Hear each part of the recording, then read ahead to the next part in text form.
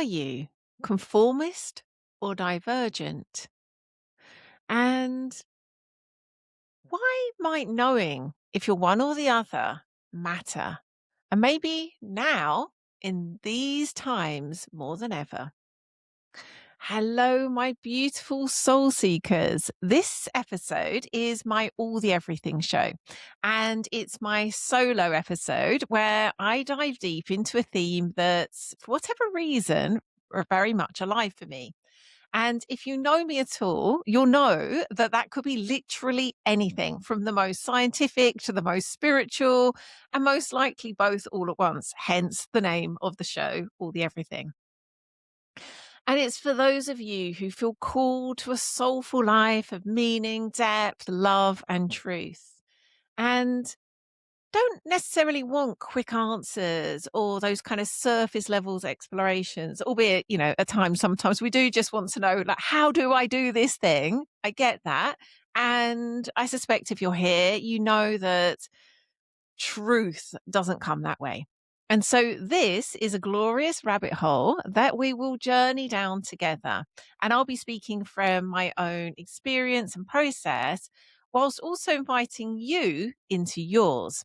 And so we'll be exploring the bigger picture, archetypal patterns, questions that naturally arise, pause to feel into the answers that are true for you, and ways to take everything we've journeyed through in this episode out into your own life, to test it, to experience, to understand what's right for you. And so the aim of this episode is that you feel less alone in your own soulful seeking, more orientated and grounded in your life, and able to trust what I suspect you already sense is true.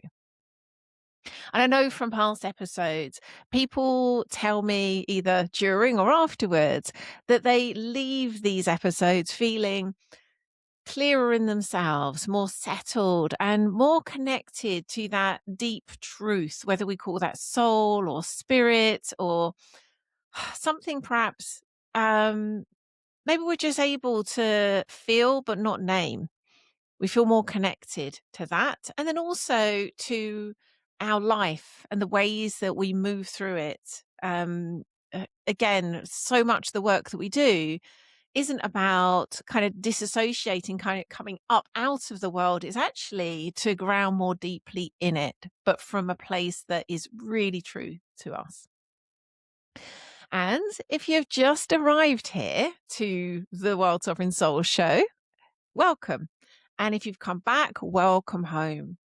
And if you keep finding yourself here without subscribing, your soul clearly knows what it's doing. Honor that call and go ahead and subscribe.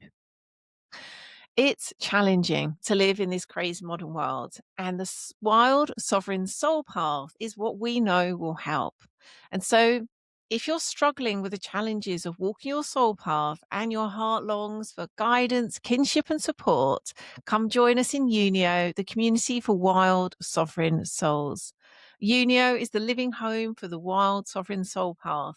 And there together, we reclaim our wildness, actualize our sovereignty, and awaken our souls.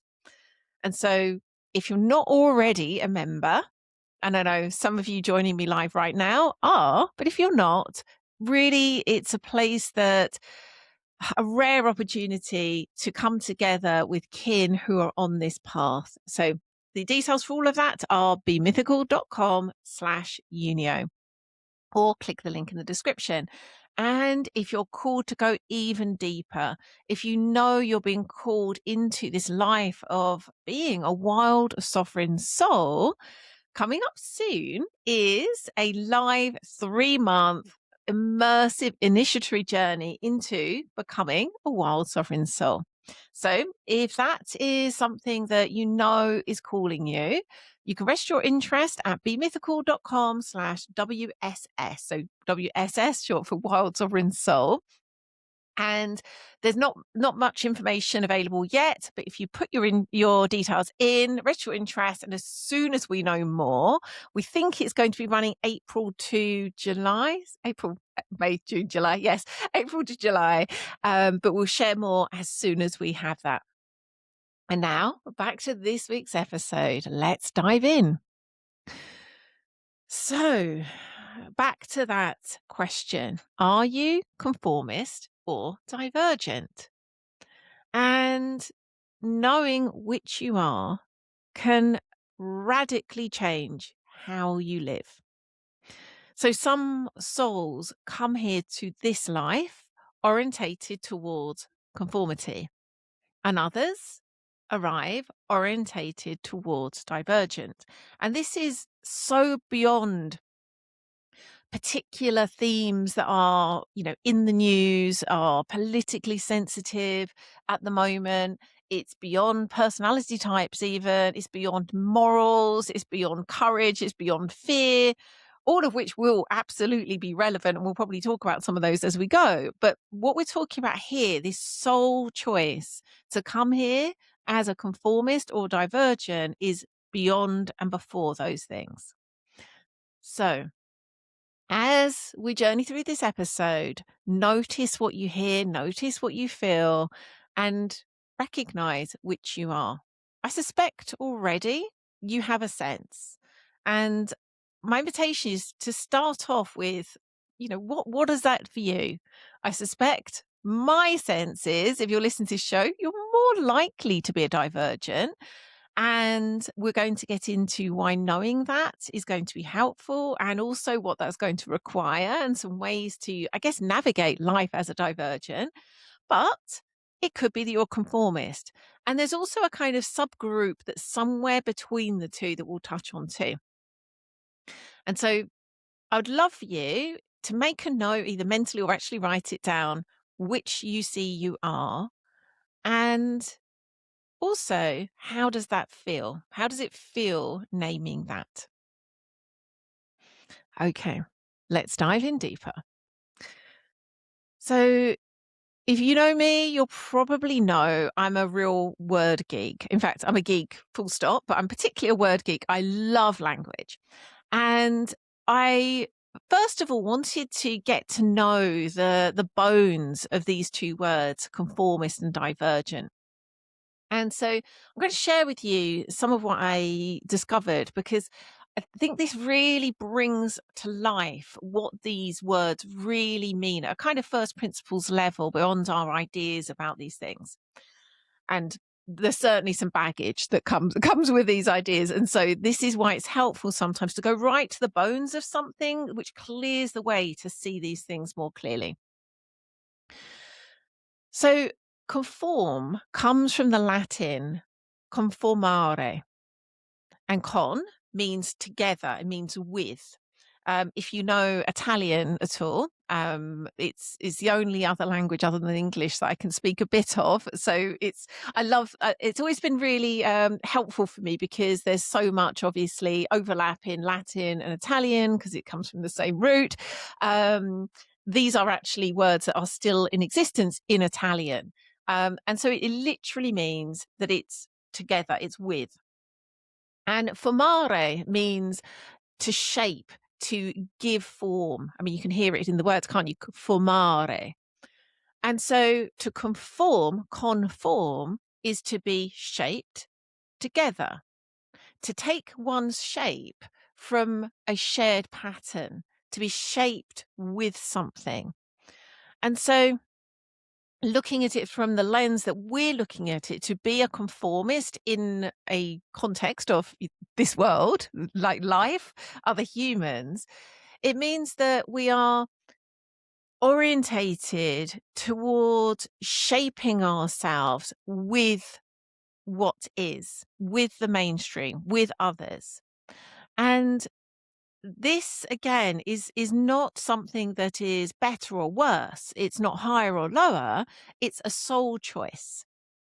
And if someone's come here to be a conformist, there is this sense of truth and safety when we are experiencing ourselves as being the same as others. Life feels reliable when we have that collective affirmation. And I'm going to touch a little bit more on this when I talk about divergence, because it's really important to recognize that it doesn't necessarily feel like really good and safe when we are being divergent, but there is a difference in, I guess, what feels true in our bodies. And we'll talk about that a bit more, but just recognize that if you're like, well, I wouldn't necessarily say that I do orientate myself towards sameness, but I can't say that it actually feels safe to be different. That's okay. We'll come to that further. And so again, there's this draw to be the same as, to form with others. And this means that people who have come here to conform allow this kind of continuation of what has been. They are this kind of carrier of cultural norms and ways of being. And they create this sort of like stabilizing, continuing effect, which is needed. If we had a whole culture of divergence, it would be chaos. We would have no opportunity to sort of ground in this shared reality.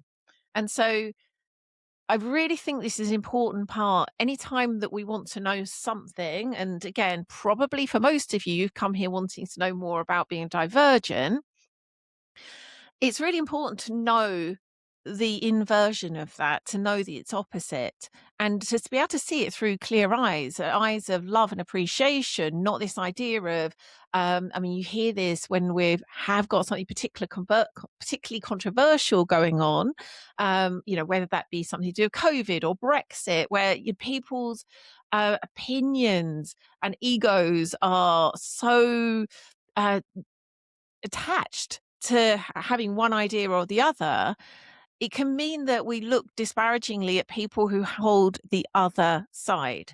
And my invitation to you is to really open up to the fact there is absolute beauty in the fact the world is mixed, and we have both, well, in all kinds of ways, we have mixtures of all kinds of types of people, but through this lens, there are conformists and there are divergents, and we need them both.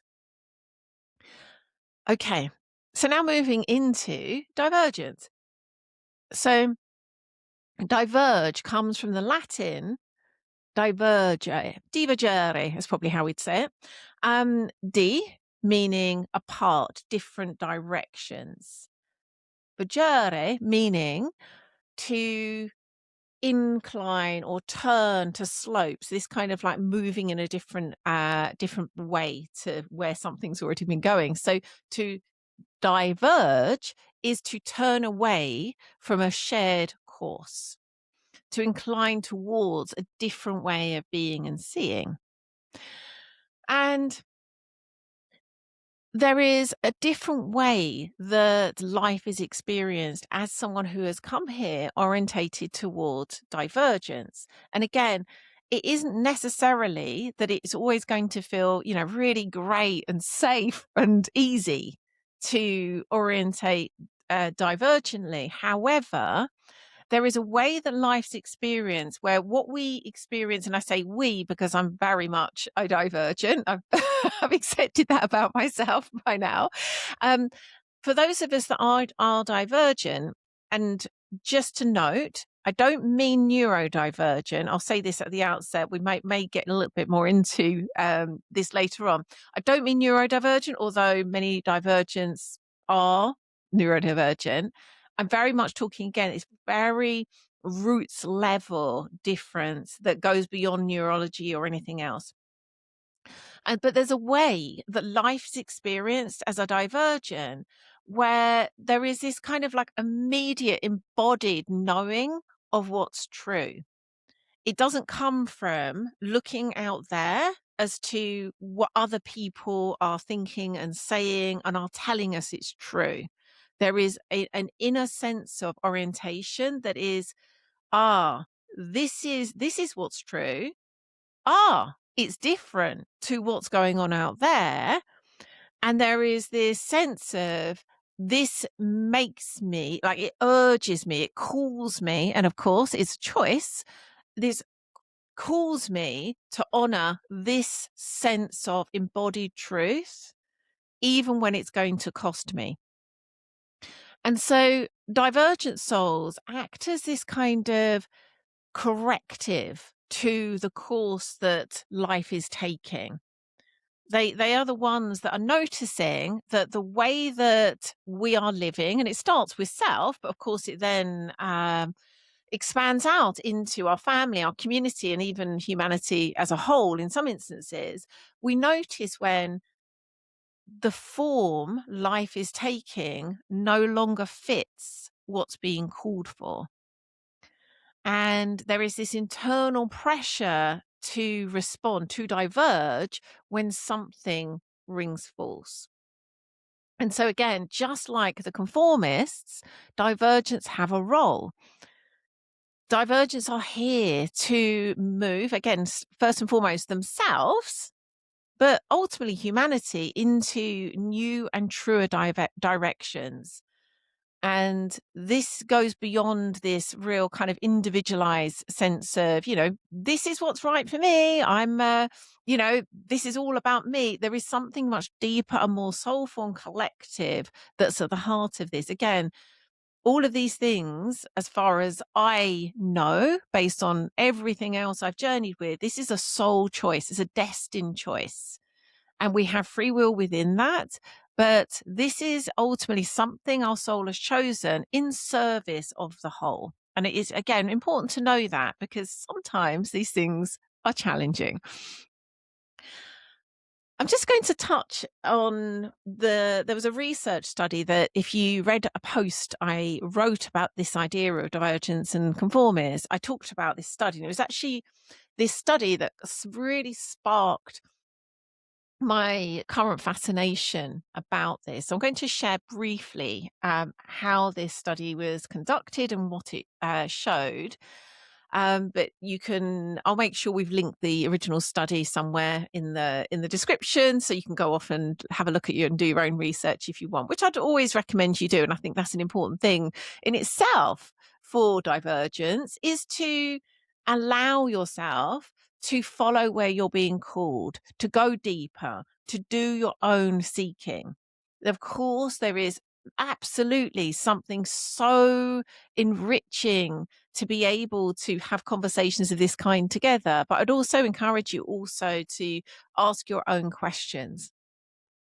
I'm sure you are already doing that.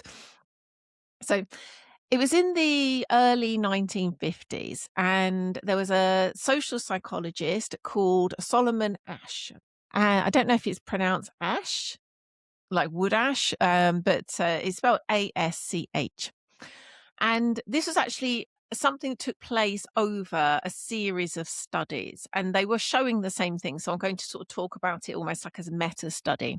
So in total, across all of these different studies, there were 123 male students that took part.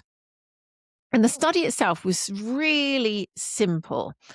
I'm going to try and describe it. And again, perhaps we'll link to my original post where I showed an image of this. But if you can conjure this in your mind's eye, there were two cards that these students were shown. Really simple.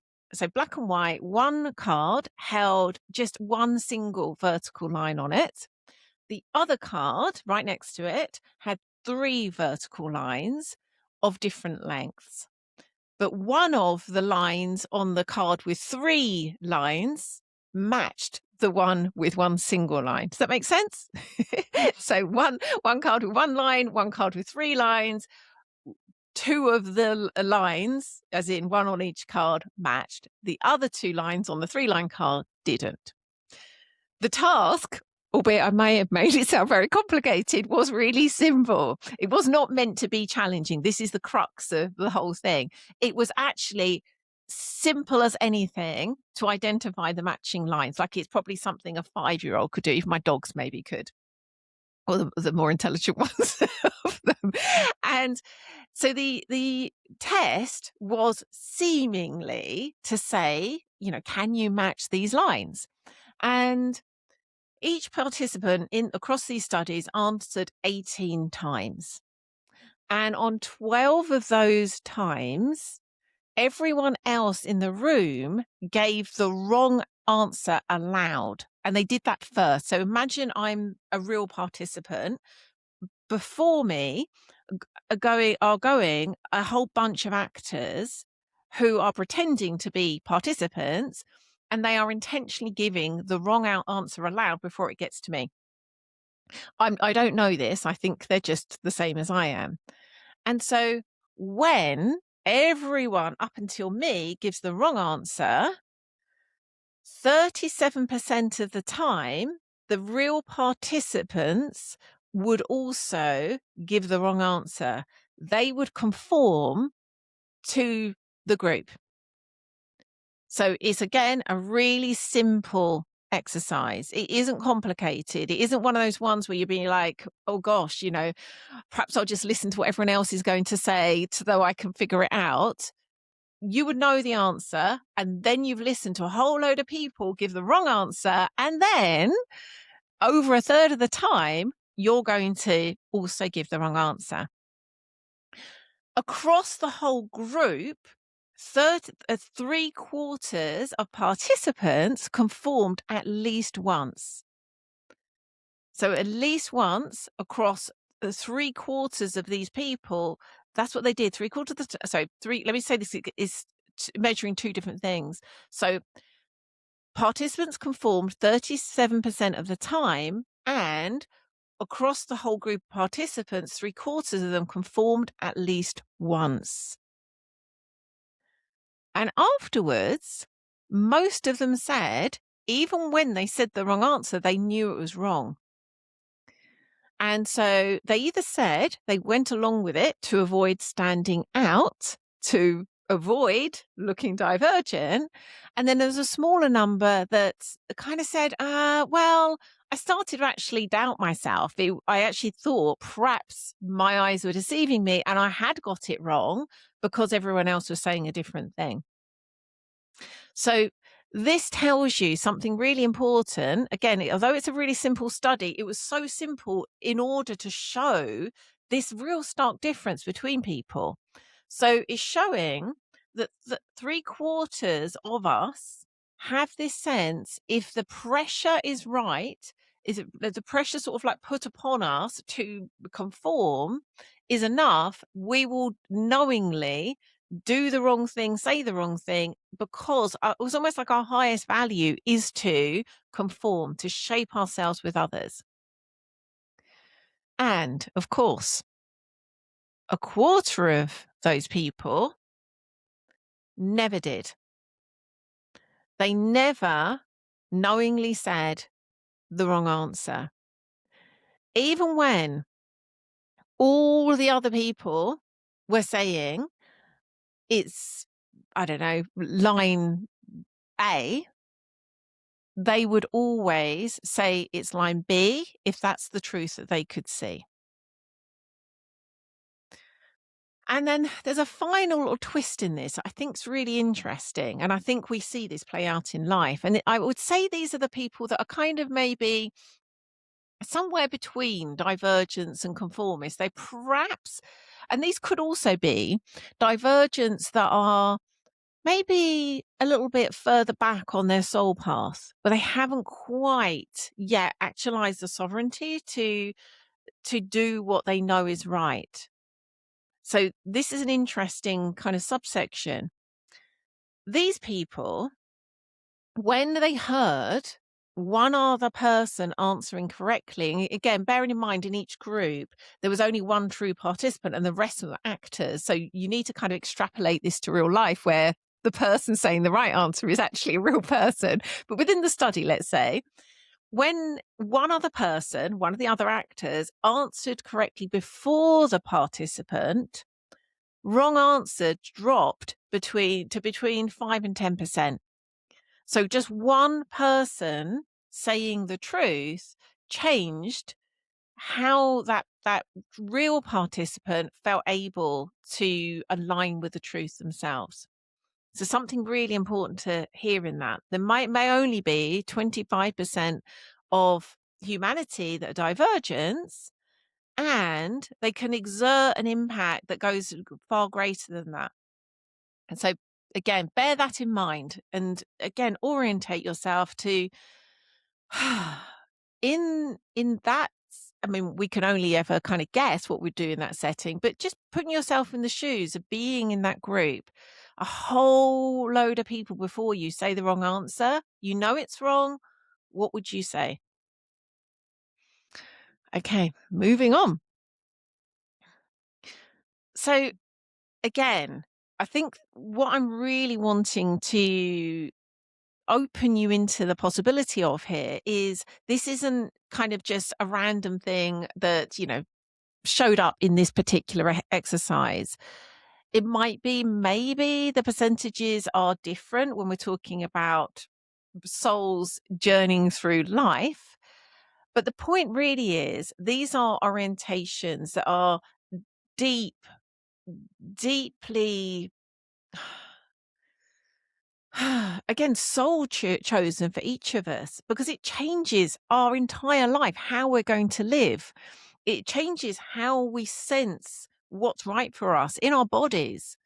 It changes what we're going to need to do in terms of work to create that safety in our body to choose differently or to kind of be like, maybe this isn't necessarily the right thing, but it's the best thing because it's what the group wants. And that would, of course, be the internal world of the conformist. So these things have really um, just deep impacts across how we're orientated, how our nervous system works, how we experience truth and otherwise in our body, and the choices we make from that.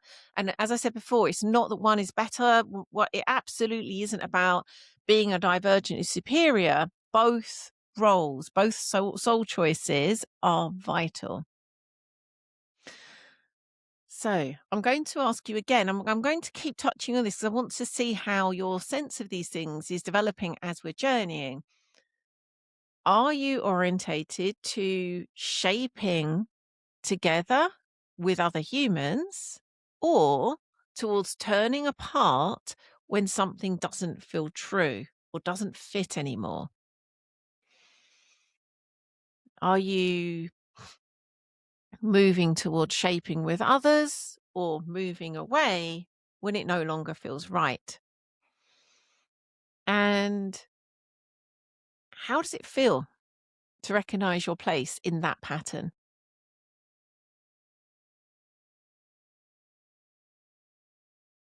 And I suspect you've already got some sort of these other feelings coming up of like, gosh, this brings up some things for me. This is difficult because albeit I may be a divergent, but it doesn't mean I necessarily have an easy experience of being a divergent, which is absolutely the reason to be able to illuminate all of this because it isn't as simple as it first sounds. I want to just move sideways for a moment and look at the ways this shows up kind of across history and throughout the world. Because when we're talking about divergence and conformists, we're really talking about archetypes. These are, quite big meta archetypes, and there's archetypes within them that we can absolutely see playing out again all the way throughout history, and I suspect also in your own life and family. And so I'm going to ask you that in a moment.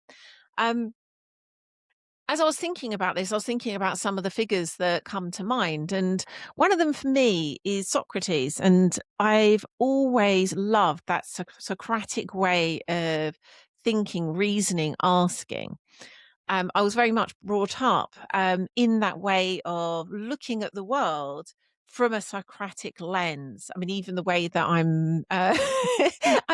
I'm doing this episode right now has a very kind of Socratic way of being around it, where it's very much about asking questions rather than being sort of dogmatic about, this actually is what's true and believe this. There is a kind of, I guess, Socratic nature one can have, and maybe even it is a divergent thing. Maybe divergence naturally are Socratic. But Socrates was very controversial at his time because that method, what is called the Socratic method of relentlessly questioning, very much challenged the authorities and the beliefs of the time. And it was seen as a way of like corrupting youth, where suddenly there was this kind of questioning things, and also interestingly at the same time this idea of turning within to one's kind of I guess inner, we might call it soul or inner truth. And so he was seen as this kind of quite negative, disruptive force, even called words like ugly and dirty. And of course, now, all this time later, we really value that method. It's a very, it's almost at the heart of philosophy, having this Socratic way of thinking. And it was rooted in his willingness to diverge. His choice, if it was could even be called a choice, it's probably a choiceless choice, to diverge has, now become part of our the fabric of our reality now. And then we've got other examples, like, say, for example, Joan of Arc, who diverged in so many ways from her village, her class, of course, her sex, and she followed that inner call that literally altered the fate of her whole country. And I'm going to touch on myth. Prometheus. Talked about Prometheus before, who stole fire from the gods to bring to humanity. I touched on the myth of Prometheus in at least one past episode, actually, perhaps a couple, but certainly when I've told the story of Chiron, the wounded healer. Prometheus plays a really important role in that myth. And again, this really being willing to diverge, turn away from the will of the gods, where only gods have fire, to bring it into humanity. And we might describe people like this as pioneers or rebels. And yes, they are. They are. And again, at this sort of more higher level, these archetypes, like pioneers and rebels, are one way or another divergence. And in the examples I've given, we can literally see how they change the course, not just of their own lives, but of, their whole country, humanity. And there's so many more that I could give as examples. And so they were called to honor where their soul was telling them they needed to go, which meant it was almost like downstream from that. I don't think it necessarily is like, I want to be different. It is that their soul is calling them to diverge from what is known and agreed upon. And so I'm interested to know in your own life, whether it's looking at people in your family, people who perhaps you've worked with, people whose lives you've been inspired by, touched by. Who are those people that you look back now and you think, oh, yes, they chose this path that was diverging from what was known and agreed upon? Um, as I was pondering this myself, I was thinking about my father, who um, he was a model of divergence, let's say. And there's so many stories I could tell involving my father. I wish he was alive now so I could ask him whether it was ever hard, because I think he'd embraced that path of the divergence so early on that by the time I was aware that that was what he was, I think he was so used to that and so settled with that. It wasn't really like I heard him experience any kind of fear or anxiety around that. So I don't know if he ever did, but going back to when he was younger, he he was raised in a very kind of muggle mainstream life. And again, I don't mean that disparagingly. There's a role for that way of living. And so he came from a family that very much valued tradition, wealth, success, um I guess living within the bounds of what's considered good and normal. So, in many ways a lovely family, but again, very much a family of conformists. I do suspect my grandma, however, wasn't, but she definitely decided to play the role to a large extent of being a conformist. So my father was born into that kind of family. And then when he was, I think, sort of probably early teens, it was discovered that he was highly intelligent. I mean, like genius level intelligence. And so then there was this, on top of this very conformist upbringing, he was also, I guess, sort of hothoused within that. So it's like, well, if you have that level of capability, we need to like really double down on this way of I guess forming. It's interesting, this word forming keeps coming up, forming your path to make the most of it, to make use of it in this world. And he was entered into Mensa. I don't know if Mensa is a worldwide thing. It's like a kind of, what would you call it? Group movement. I don't know what it's called. For people who are highly intelligent. So he was in that, I think, from the age of 15. And he then he did 8 billion A levels and God knows what, and then went off to university to study maths and physics. And then at some point during his degree, his divergent nature, which I think had been bubbling along, under the surface all the time. I mean, his childhood nickname was Crazy Horse, so it does suggest it wasn't that well hidden.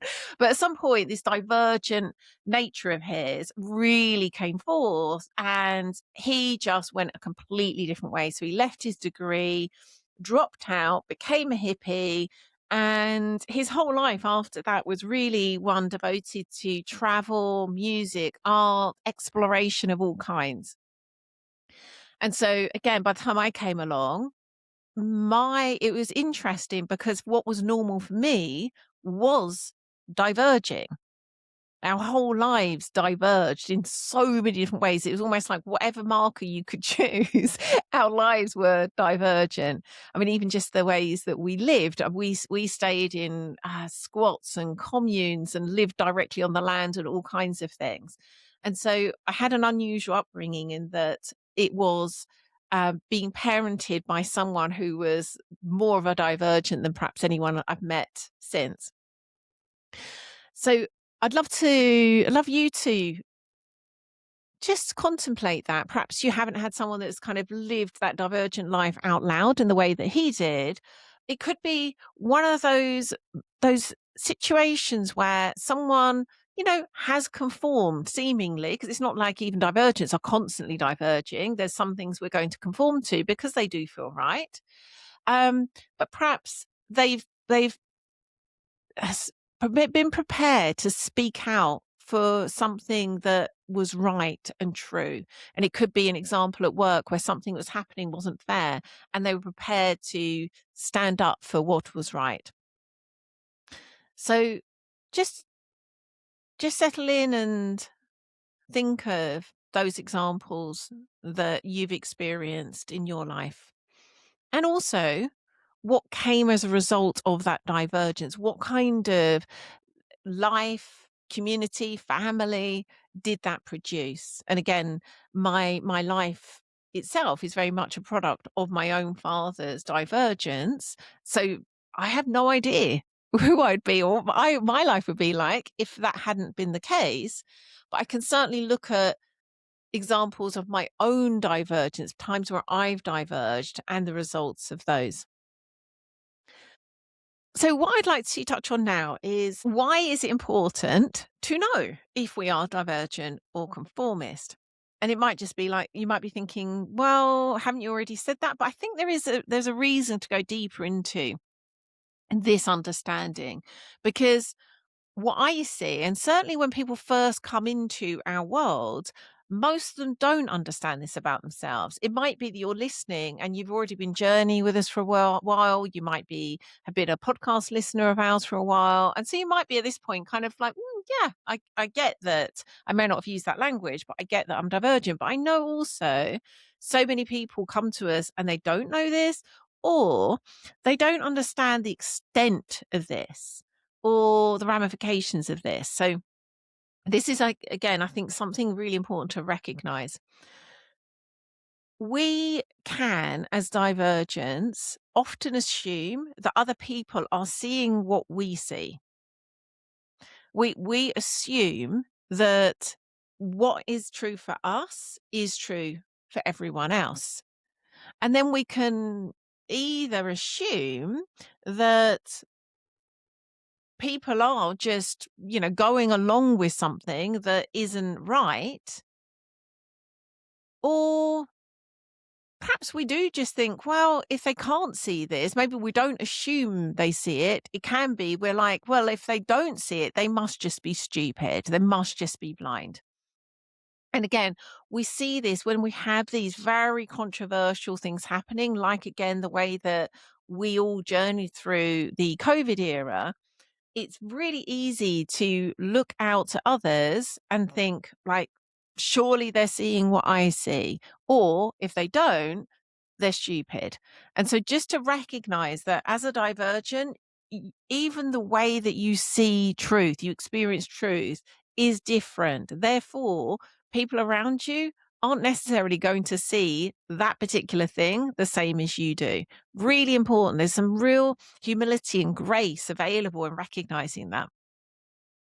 The next thing is that we can, when we are not really understanding what it means to be divergent and what's downstream from that, is we can kind of be a bit like, well, things will just sort themselves out. I will just kind of like, muddly along and, I don't really need to do or say anything. It will work itself out. What's true will just sort itself out. And we're forgetting when that happens that we have a role in that. And part of, let's say, truth kind of correcting course is us being aligned with it. We have a role here. And interestingly, what I've noticed is when divergence kind of almost like abandon that role, they sort of say like, oh, I just don't want to pay the price. It's a real sovereign price at points to follow what's true for me. It creates this real uneasy feeling of, yes, technically I am conforming and therefore it feels safe. And yet that tension in the body is so uncomfortable. It is a real sense of betrayal and lack of self trust. And weirdly, feeling more different than ever. Because when we're feeling that divergence inside, but acting outwardly as though we're conforming, we know we're living a lie. And so we feel even more divergent, but it isn't a kind of healthy divergent. It isn't a divergence that we can go, okay, I'm doing what's right. And so there isn't really an escaping of this. We can't escape our inner truth, our inner nature, no matter what those outward choices we make are. And so when we really understand, okay, I have come here in this lifetime to be a divergent one, it allows us to orientate ourselves first and foremost with ourselves, but then again with others. We stop waiting for consensus. We stop waiting for others to be like, oh, I'll go first. I'll tell you the way, because we know that we have to orientate from within first and foremost.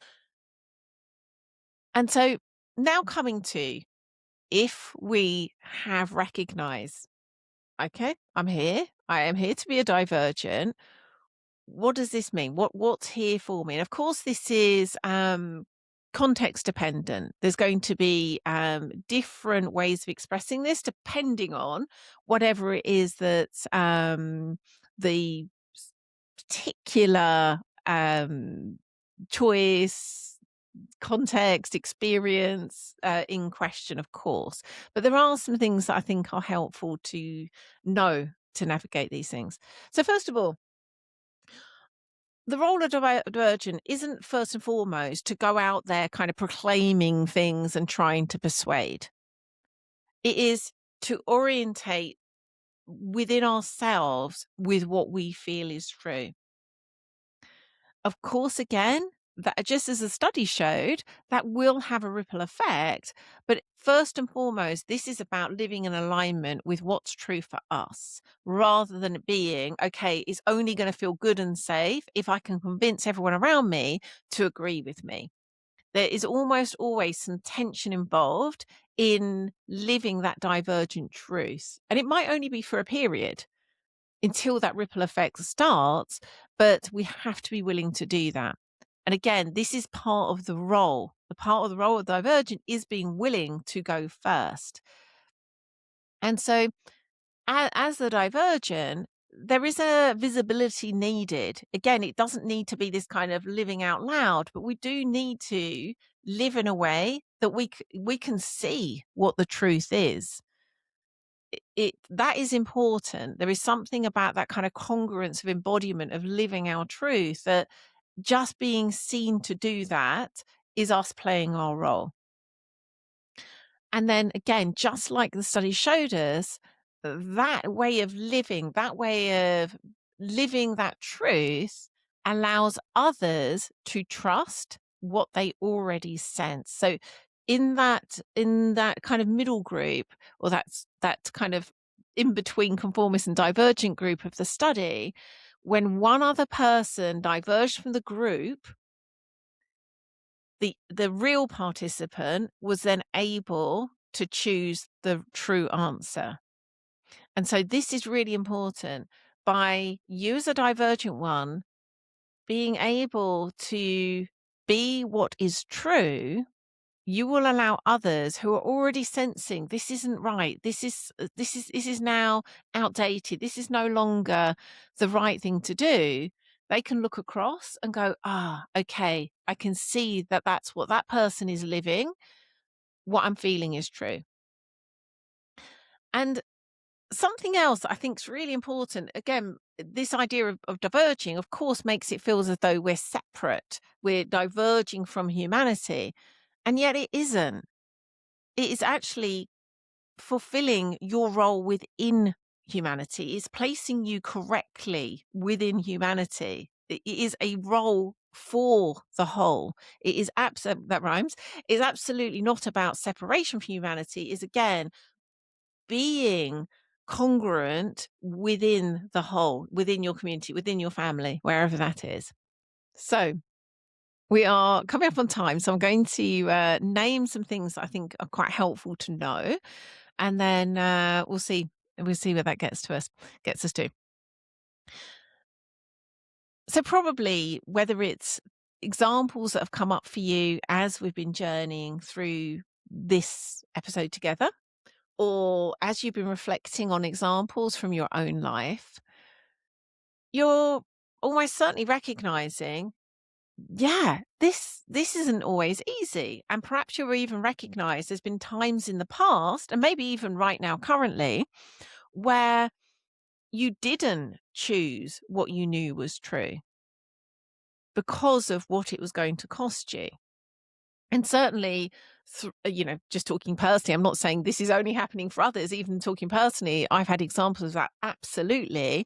And then again, in the work that we do, there's been time after time after time where I would say the vast majority of our students and clients are divergent ones. And yet they will come up against that, I don't know if I can make this choice because it is just too hard. People will dislike me. I'll even be disowned. It feels like a betrayal of my family to choose this that's so different to them. And so it requires some things in order for us to fully live this life of being a divergent one. And I'm going to talk about it through the primordial strands of Wild Sovereign Soul, which is the work that we do. And as you may have heard me say previously, these are like the first principles of living fully, living this wild, sovereign, soulful life. And so, first of all, it requires wildness. It requires that we reclaim our wildness, which all of what I'm about to speak about is a path in itself. It's not a kind of one and done. But as we reclaim our wildness, we return into our body, and also that connection with the land around us, the aliveness of what's taking place on planet Earth. And then we can trust what we instinctively feel. We have that deep intimacy with how truth feels in our body. It is unmistakable. When we start to have that reclamation, it is unmistakable. We're talking about some of the ways that I know when something's true. Sometimes I just tear up and there's no emotion I can feel. They're just what I call truth tears. And it's funny because they often come in a situation where I'm not feeling even slightly like I want to cry. It's got nothing to do with sadness or anything else that I'd normally cry about. It's just this recognition of truth. For some reason, comes with tears. It can come with goosebumps. It can come with chills. I'm sure some of these things you've experienced where you feel truth somatically. And so there's so many reasons why reclaiming our wildness is needed, but that's a really important one, that we can actually feel what's true in the first place. And it also gives us this sense of belonging to this land, to this earth, that allows us to feel like we belong and we are held, even when we are feeling like, oh, I'm letting go of that sense of comfort and being part of a collective. There is something when we feel rooted in life itself, in the land around us, in our bodies, it allows us to have the courage to step outside of that feeling of kind of being held in the village. And then sovereignty, the actualizing of our sovereignty. This is critical, to have that inner authority that does not require anyone else to agree with us, where we can have that power, that courage, that knowing of, this is what's right for me and I am going to choose it. I'm willing to pay the sovereign price to do what is right for me. And that is, sovereignty is one of the rarest things in this culture. It is essential to be a divergent one without sovereignty.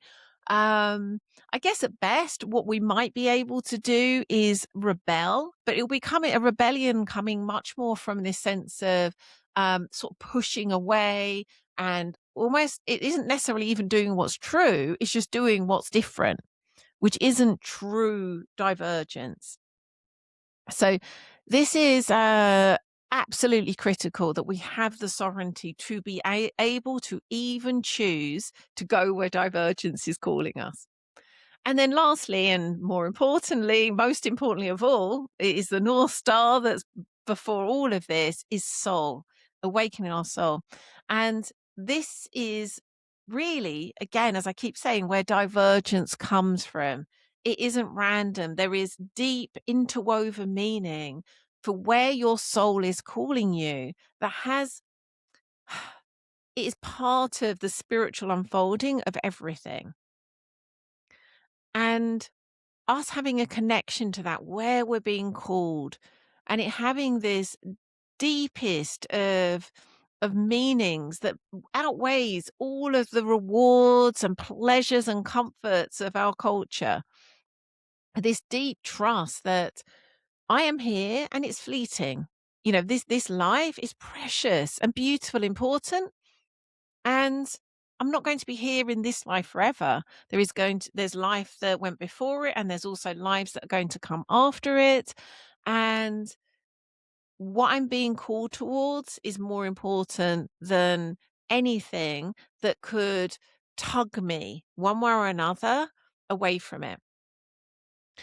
And so these are critical. These three strands of reclaiming our wildness, actualizing our sovereignty, and awakening our soul allows us to fully live that life that we came here for as a divergent soul. And again, it's going to come at a cost. We will be asked to pay sovereign price after sovereign price. And there is no getting away with that. I'm not wanting to kind of paint this pretty picture of it being an easy life. It really isn't. We are almost certainly along the way going to feel at times that we don't belong. We're going to feel at times that we're losing people's approval. And that can really, really be painful in certain relationships. in my life right now, I have lots of people who are conformists and who I love and I value and I want to stay in relationship with. And so I'm often brought present to this truth of, me living what's true to me is, how can I put it? Can be almost seen as an attack on them. Just might be not even speaking about what I'm doing, but just living differently can feel like an attack to a conformist one. And that this again requires sovereignty to then not be a victim to that. So this is so intertwined with how we live with others.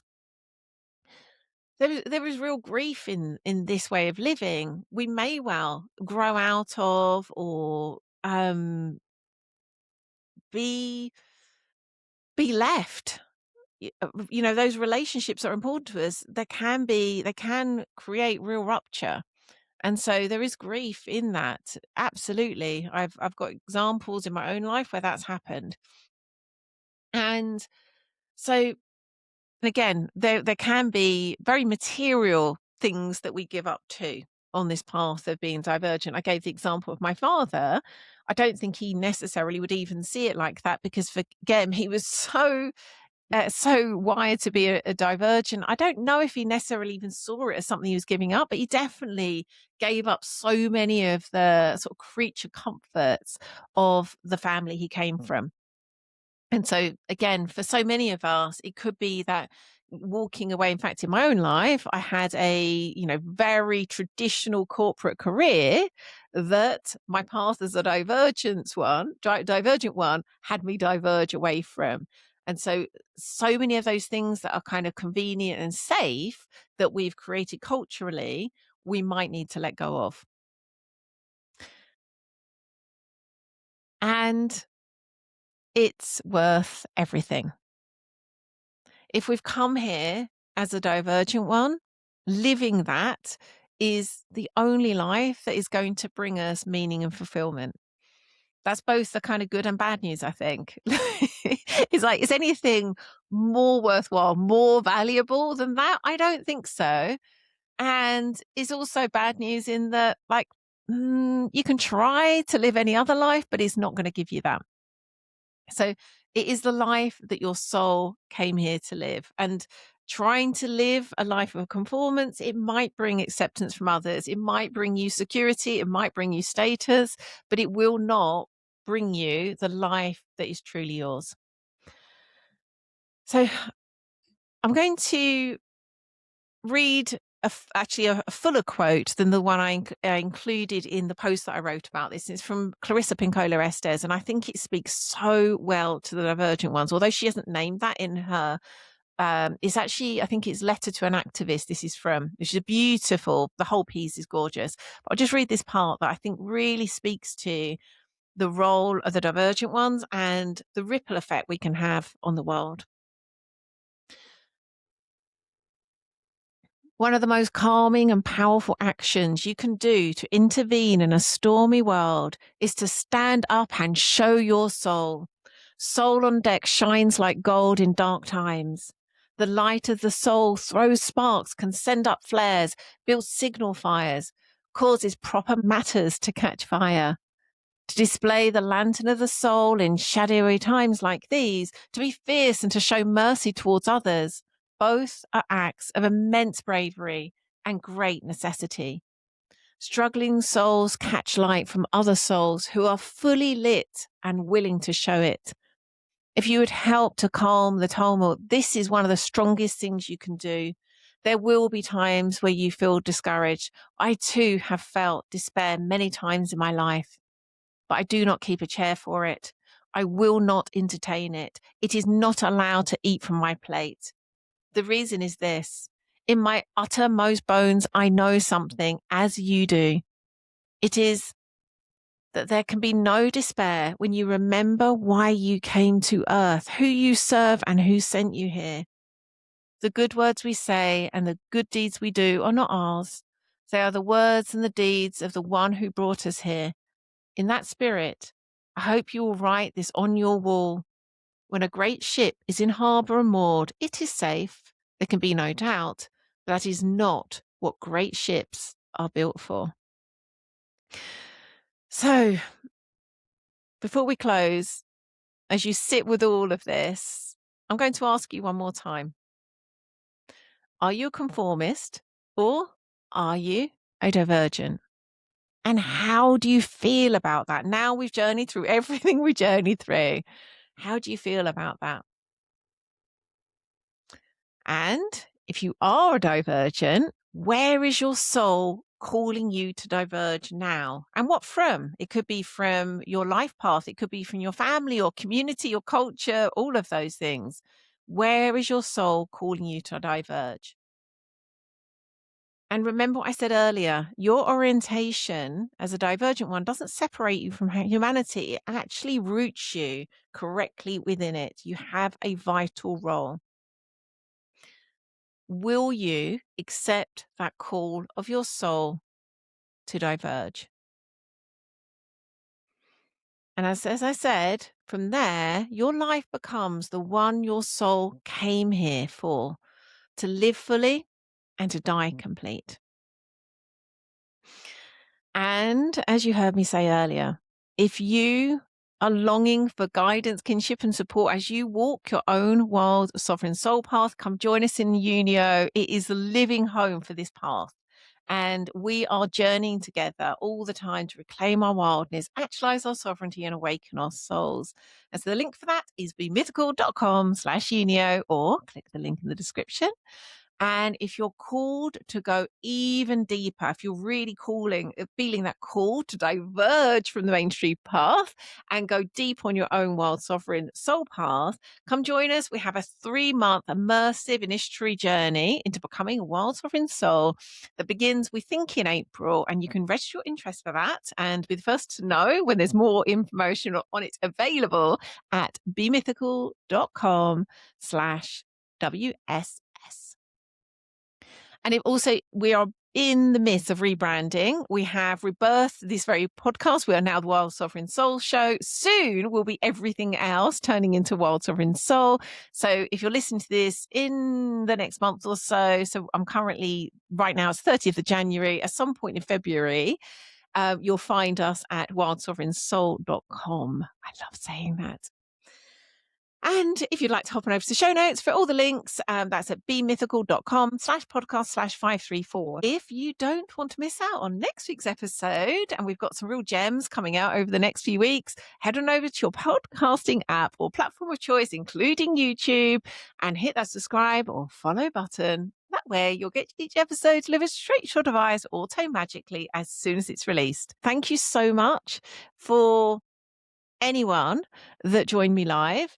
I'm just having a very quick look through some of your comments that you've shared, and I can just see the divergence in the comments, just that recognition of how it is a lonely path, but also there is something beautiful in coming together with fellow divergent ones, even if we're being called to different diverging paths. Being part of a fellowship of divergent ones in itself is, it means everything. And again, we can experience that like this, coming together to be part of an episode like this. And indeed, that's very much what we're creating in Unio. Thank you so much for listening. Whether you've joined me live, which I so deeply appreciate. That's, one of the main reasons I do these things live. I love to be here with you as we're creating a journey through all of this. And if you're listening or watching on the replay, I love you too. I love you being here and being part of what we're creating together. So you've been wonderful, and I'll catch you again next week. And until then, I'm sending you all my love and blessings as you walk your wild sovereign soul path. Mwah. Goodbye.